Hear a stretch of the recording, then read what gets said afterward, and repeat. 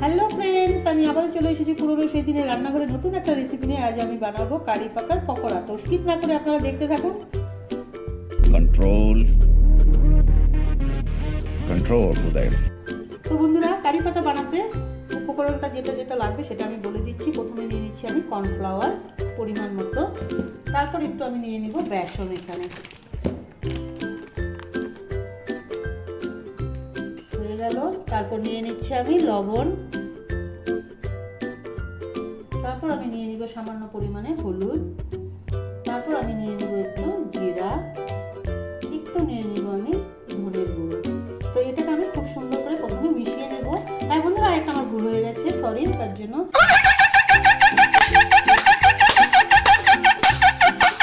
আমি কাশ্মীরি মির্চ অল্প দেবো, ঝাল ঝাল হলে ভালো লাগবে। তো এটাকে আমি সুন্দর করে জল দিয়ে এখন এটাকে মিশিয়ে নেব। বন্ধুরা, আমার কারি পাতা বানাতে বানাতে একটা কথা মনে পড়ে গেছে। আমি জানেন একবার নিম পাতা খেয়েছিলাম কারি পাতা ভেবে, তারপর যা অবস্থা হলো না বন্ধুরা, কি বলবো জানেন। আমি এক সপ্তাহ মতো পড়েছিলাম বেহুশ হয়ে। তারপর পাড়ার লোকজন এসে আমাকে ডেকে উঠাচ্ছে, কিছুতেই আমার চোখ খুলছে না। তারপর যেই আমি লোকজন সামনে দেখি বন্ধুরা, সত্যি হাসির কাণ্ড হয়েছে জানেন। ও মা, যাকে দেখি তাকে আমি বলি, मिलो न तुम तो हम घबराए, मिलो तो आँख चुराए, हमें क्या हो गया है, हमें क्या हो गया है। কি বলবো বন্ধুরা, সত্যি হাসির কাণ্ড হয়েছে।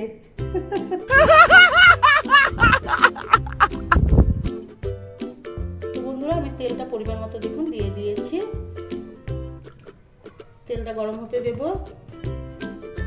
তো বন্ধুরা দেখুন, আমার কড়াইটা গরম হয়ে গিয়েছে। সরি, কড়াইটা না, তেলটা গরম হয়ে গিয়েছে। তো আমি এটাকে এইভাবে ভরিয়ে বেসন দিয়ে এইভাবে মশলাটাকে, তারপর আমি এটা সিম্পল ভাবে এখানে ছেড়ে দেব। ठीक है, अच्छा জানেন বন্ধুরা, এই কারি পাতা দেখে সত্যি আমাকে খুব মনে মনে ওই কথাটাই মনে পড়ছে। ठीक है, समझ गया।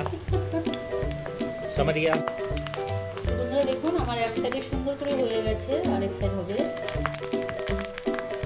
কারি পাতা থাকবে না বন্ধুরা, এই কারি পাতা ভাজা দিয়ে ভাত খাওয়া যাবে।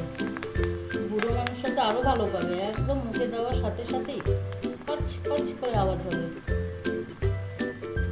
খুব সুন্দর করে আমার ভাজা হয়ে গেছে। তো বন্ধুরা দেখুন, আমি একটা ডোগো দিয়ে দিচ্ছি। ডোগাটা দিয়ে দিব।